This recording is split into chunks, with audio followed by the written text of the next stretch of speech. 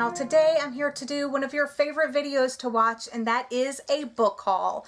I did do my second quarter book haul recently, sometime in June I believe, and we're already here in August. The summer went by so fast. Not really feeling that. I'm not gonna miss the hot weather, but September brings going back to work, and I'm just not looking forward to that. An extra haul for you, and we'll just call it my summer book haul. Let's go ahead and jump into these awesome books that I have. To start the month off strong, I went to a thrift store and I totally scored the second, third, fourth, fifth, and sixth book of the Vampire Academy series for $15.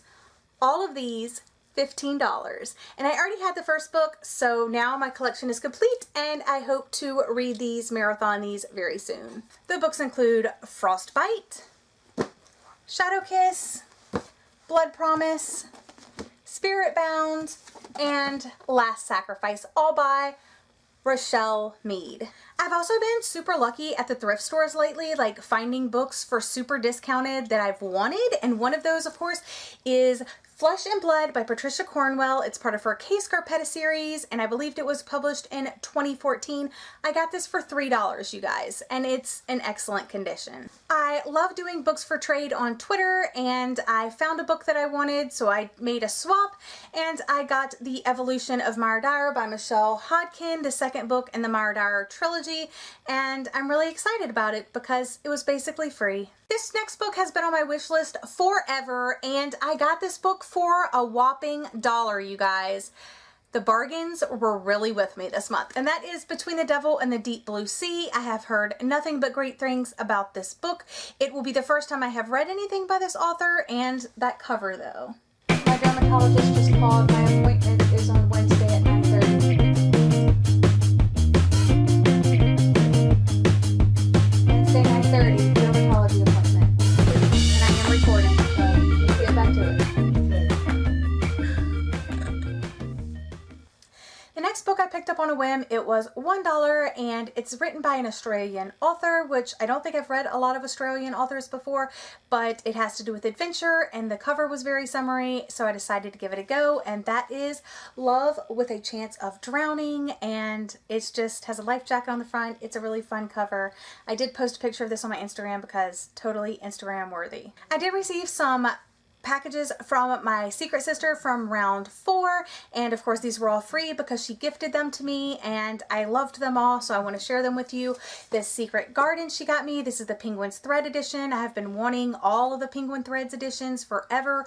I read this during Booktubeathon. I rated it 5 stars. I absolutely loved it. I'll be talking about it in my wrap-up one of these days. My last package that I actually unboxed on camera, got 4 books from her.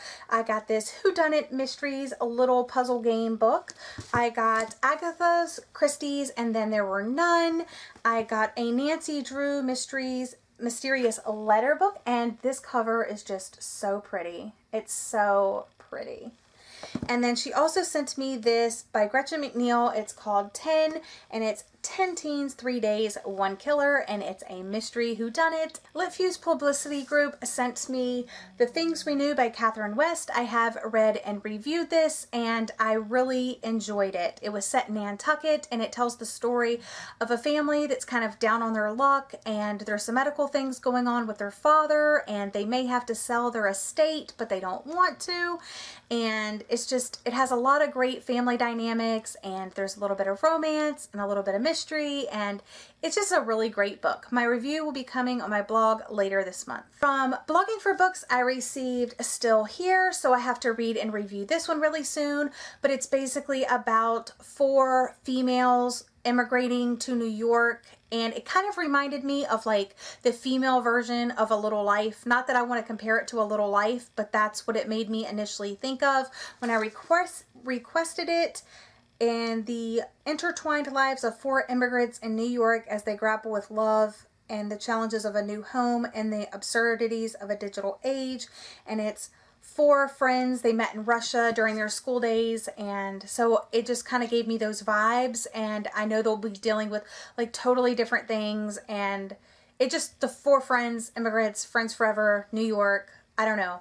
I was like, yeah, I want to read about that. From my uppercase subscription box, I got a very highly anticipated book, and that is This Savage Song by Victoria Schwab. I have not read anything by her before, so this will be my first book that I read by her, but I'm really excited about this one. It's a world where monsters and humans live amongst each other, and there's no romance in this book, and that's pretty rare in YA literature. So I'm really excited to get to this, and I think I want to save it for like a spooky time, but I don't really know because I'm really excited about it and I want to read it right now. Some other random books that I picked up this month is Julianne Peters' She Loves You, She Loves You Not. I got this one for $1 as well, I'm pretty sure.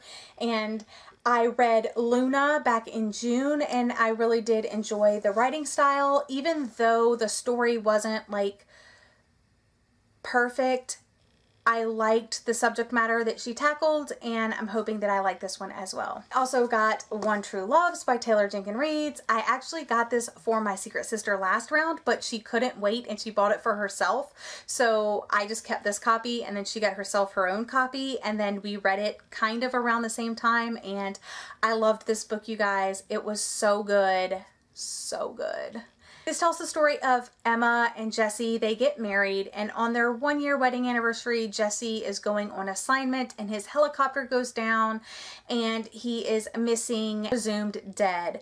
So Emma does the only thing that she knows how to do, and she moves back home to live with her family, and there she bumps into an old friend and they kind of become romantically involved. Sam helps her move on, and then lo and behold, they're engaged to be married, and here comes Jesse. Jesse isn't dead, and so she's kind of battling, you know, I'm married to Jesse, but I'm engaged to Sam. What do I do? Who am I?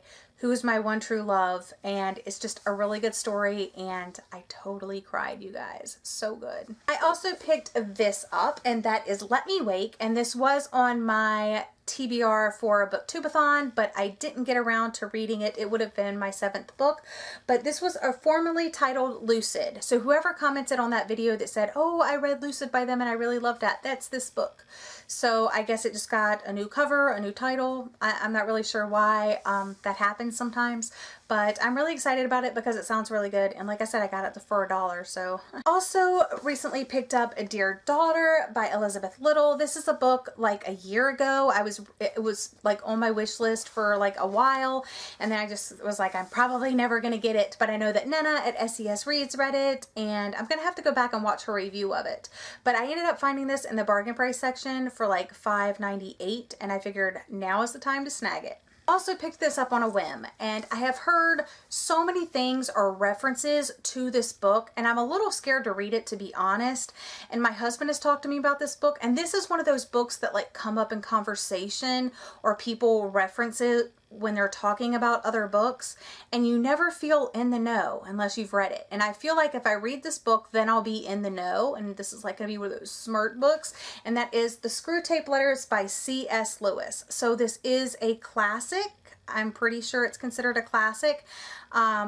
If you've read this book, let me know what you think in the comment section down below. I'm a little nervous, but I mean, it's a small book, but I know it's going to be really probably a little bit difficult to get through, but I'm excited to read it because I love this edition and it seems pretty small. And like I said, I'll be in the know after. So then when people reference it, or, you know, when they talk about this book or they talk about other books and compare it to this, then I'll know what they're talking about. And then I totally treated myself one day because I love Colleen Hoover.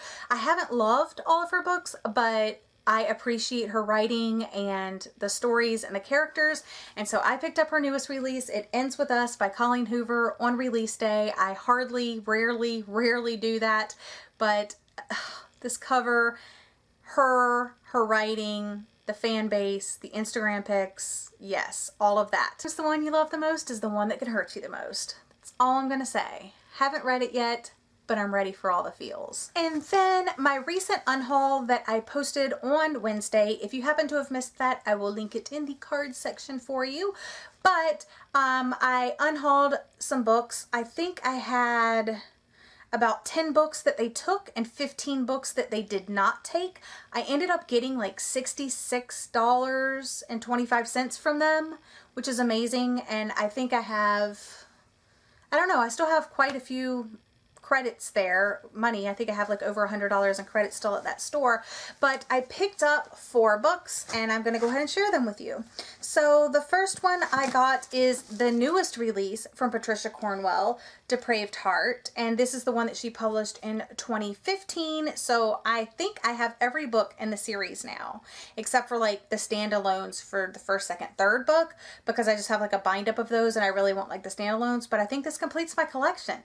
I have been seeing this on Instagram and around BookTube a lot, but I really didn't know like what it was about, and so I sat down in the store and like looked it up on Goodreads, and it looks really good, and that is The Walls Around Us, and it had really a high rating on Goodreads, which I am surprised about. It's a suspenseful ghost story, and it creeps into your soul and haunts you, according to the library. She was blurbed on the back as saying that, but it just sounded really good, and I love the cover, and I can't wait to take pictures on Instagram with it. The last 2 books that I have to show you is a Colleen Hoover book, because I don't have this one. Sylvia sent me Hopeless, and now I have Losing Hope, which is like the companion duology book for that book. And then I was kind of worried, like, do I have that book? And then I was like, no, I don't have that book. And then the last one I picked up is Gillian Flynn, Sharp Objects. And I picked up before, I picked up Dark Places at the book exchange as well. So now I have Sharp Objects, and these are books that I am going to read in October. So those are all of the books for my summer book haul. Let me know if you have read any of these books in the comment section down below, or which ones you're really excited about for me to read and talk about with you guys. Now comes the fun part of putting all these lovely books on my bookshelf. So that's all I have for you today. I hope you've enjoyed watching, and I'll see you again in my next video. Bye! Hi friends, it's Gwen. Welcome back to my channel. Today I'm here to do a little bit of an unhaul because I want to visit my local